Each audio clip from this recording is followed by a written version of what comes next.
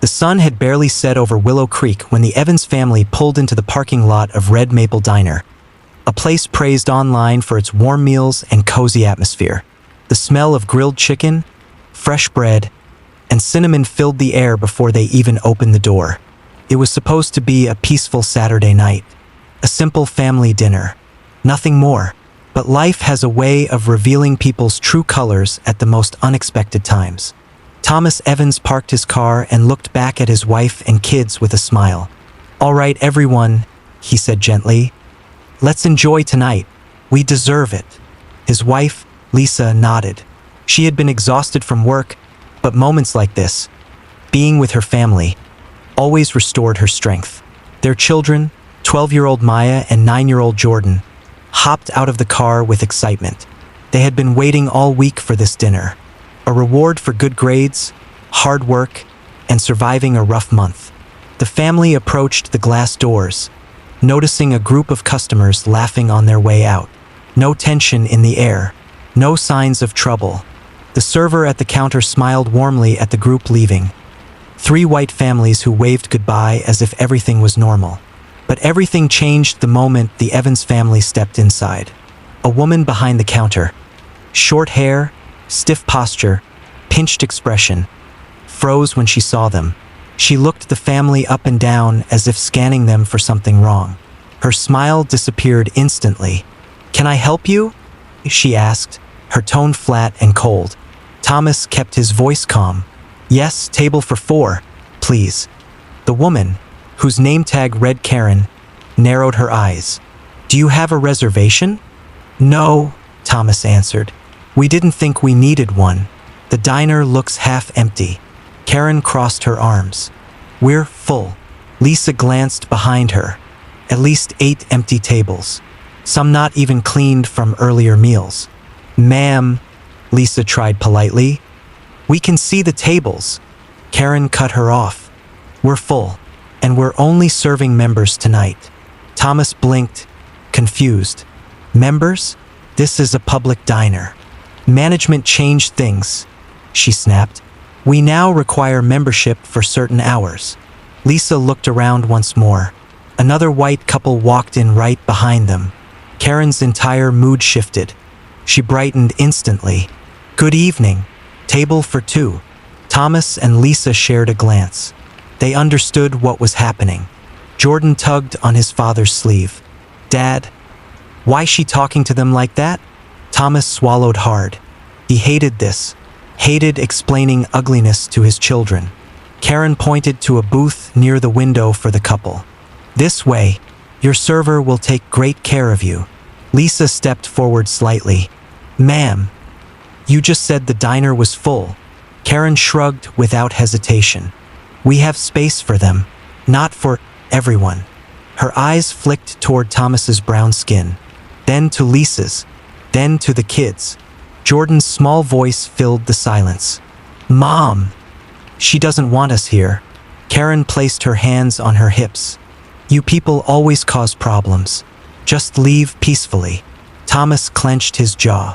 He could handle hate thrown at him, but not at his family. Before he could respond, Maya spoke softly. "Is it because we're black?" Karen didn't answer, but her silence said everything. Lisa's eyes filled with tears, not because she was hurt, but because her daughter had to say those words at just 12 years old. Thomas took a deep breath and gently held Lisa's hand. "Let's go," he said calmly. "We're not giving her our peace." As they turned to leave, the entire diner went quiet. People stared. Some looked uncomfortable. Others looked like they agreed with Karen. But one man stood up from a corner table, and everything changed.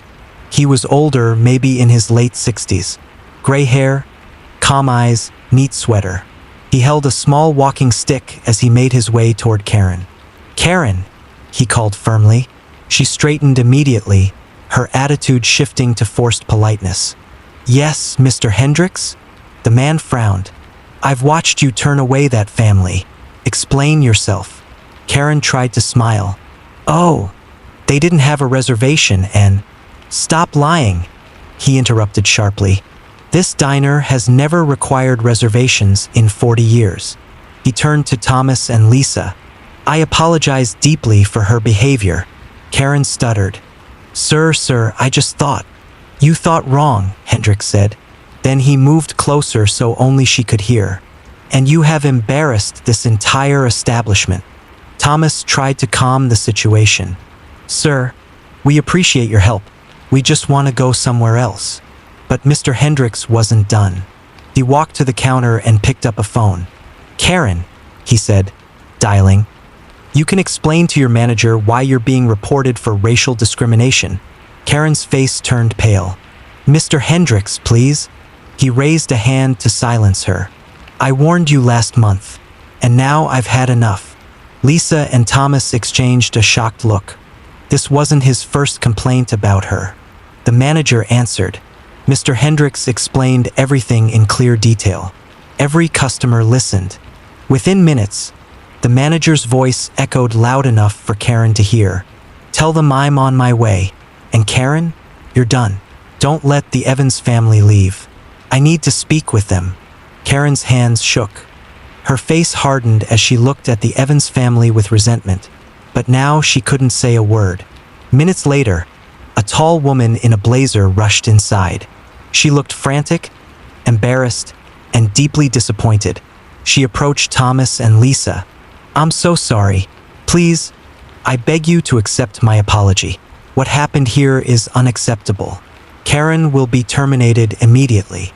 Karen's eyes widened. "Terminate? Ma'am, please."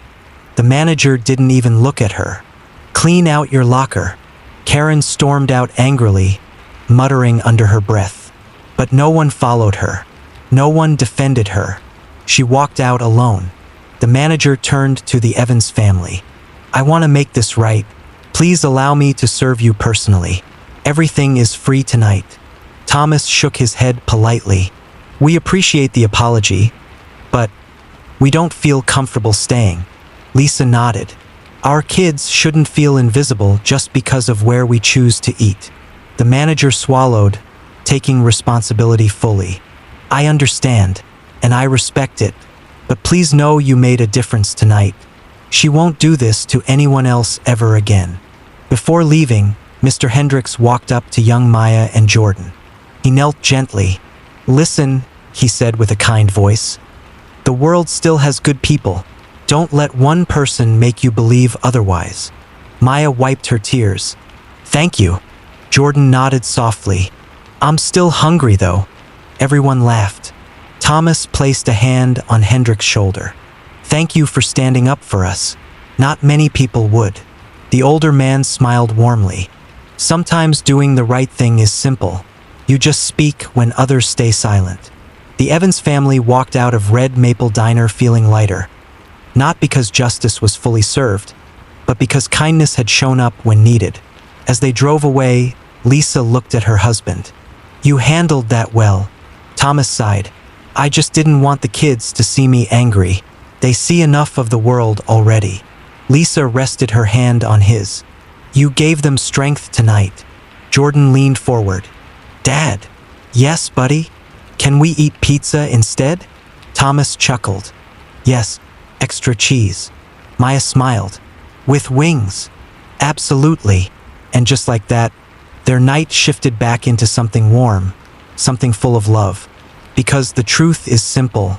Hate can make noise, but love writes the final chapter. And on that night, the Evans family wrote theirs with grace, dignity, and unity.